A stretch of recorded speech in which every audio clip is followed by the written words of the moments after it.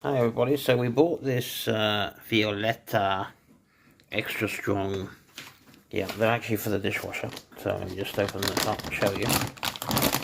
So you've got one of these, oops, there you go, one of these little things that you pop in. Sorry, it's stuck together.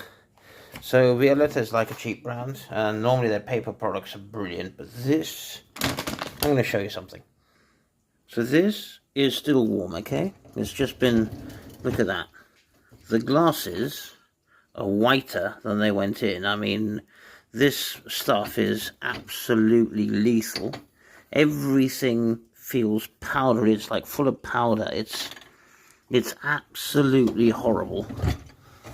And the plates, let's just take one plate. Look at that, completely white. Yeah, horrible. Oh, it didn't really clean very much there, did it? So we have to go and clean everything all over again.